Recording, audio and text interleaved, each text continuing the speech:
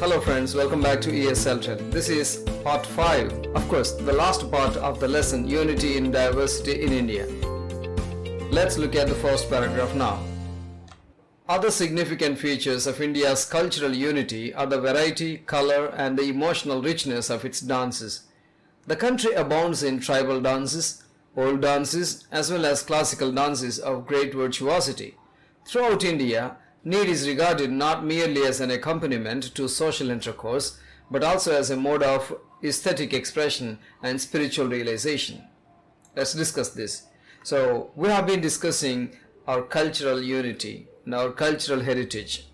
And there are other significant features of India's cultural unity. Significant means important. We have already come across this word 2 times. So what are the other features of India's cultural unity? They are the color and the emotional richness of its dances. You can have a look at them on the screen. So our Indian classical dances are full of color and they have emotional richness. Several emotions can be expressed through the dances. Let's look at the next line here. The country abounds in tribal dances, old dances as well as classical dances of great virtuosity. Let's look at the phrasal verb abound in. We can say abound in or abound with something.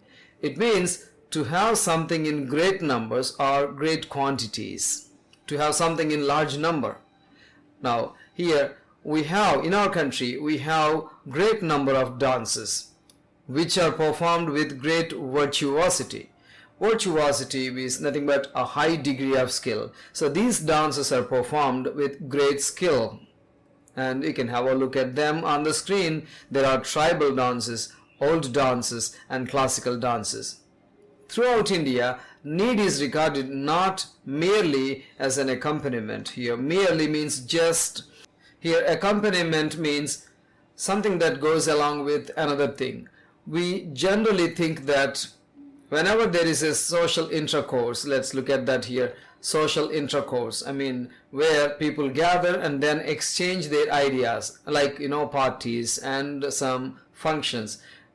People gather a lot and then they usually have these dance performances. But dance is not just for those social occasions.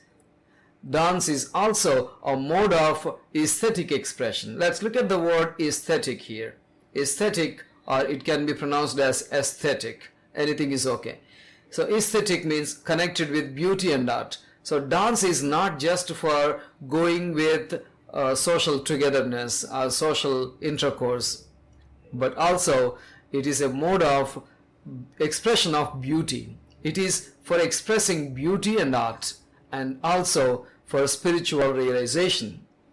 Yes, classical dances, people believe that classical dances connect us to the infinite, the eternal power, and that is how spiritual realization happens. That is the belief that we have in India. Let's move further. The great symbol of dance is Shiva, the cosmic dancer, depicted in sculpture and poetry as Nataraja. Similarly, the classical theatre in India has a history of more than 2000 years. It was performed in palaces and in temples. The classical plays combined music and dance. Tragedy was and is still discouraged otherwise. The range of themes covered is wide. Lord Shiva is described as cosmic dancer. Cosmic means connected with the universe. So he is called cosmic dancer. Depicted means described in sculpture and poetry as Nataraja. So in the fields of sculpture and poetry, Lord Shiva is described as Nataraja. Similarly, in the same way, the classical theatre in India has a history of more than 2000 years. It's not the theatre that we see these days. Theatre these days are just buildings, but those were the days when there were theatres. People would go onto the stage and perform live, everything live.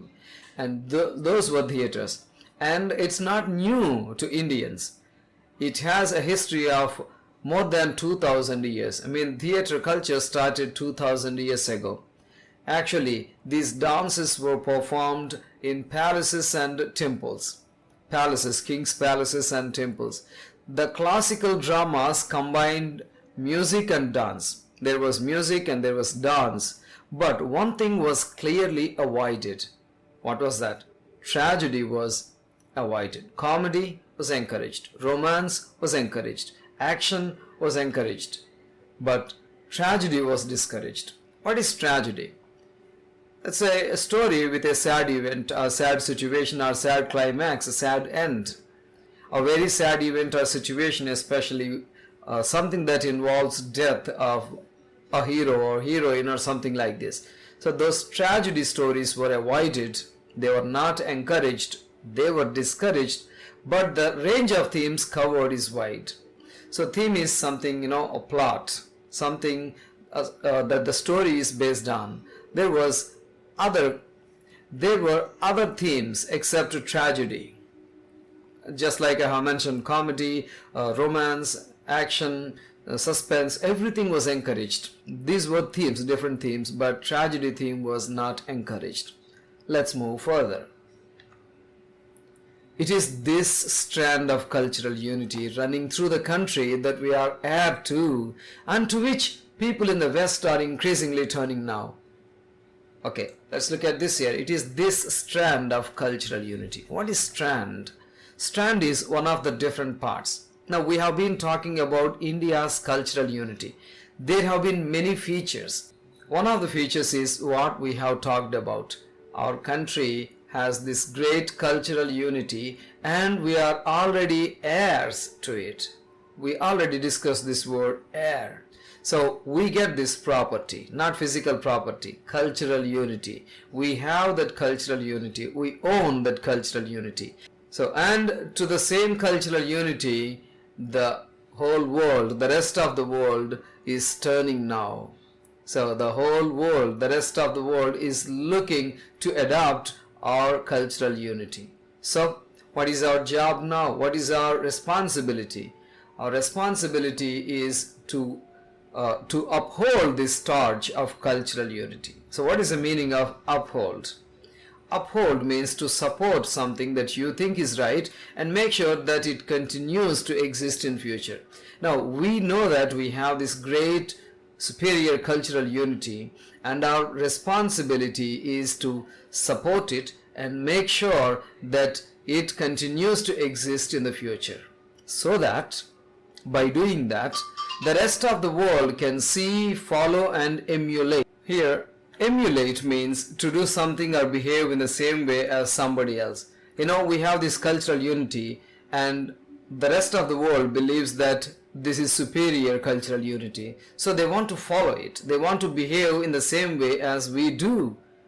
And this is what we need to do. We need to show the world that we have this great cultural unity. But we should not get dazed by the superficial prosperity of the world. So what is this get dazed? Means get puzzled, get shocked, get surprised, get blown away. No, we should not get attracted or get puzzled by the superficial prosperity. Superficial we already discussed, not important. What the rest of the world, especially Western world, achieved is superficial prosperity, material achievement. You know what that material achievement is? Man has set foot on the moon in his quest for space travel. So quest means search. Man has been in search of space travel. He wants to invade. He wants to conquer the space, the universe. But we are talking about Western man, Western people. They have been able to do that. But those people find themselves isolated in their own society and community. What does that mean? Isolated, alone and away from others. Does it mean that they do not have any people to live with? No, it does not mean so.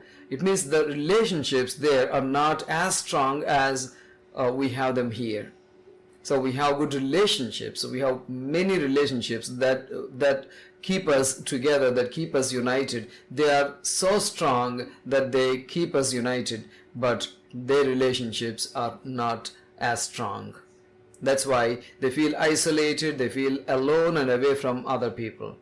What have they achieved? They have achieved materialistic progress, which is temporary. But we have achieved spiritual values, which are long lasting. They last forever. Okay, that's the end of this lesson, Unity in Diversity in India. Thank you very much for watching. I'll see you in my next video.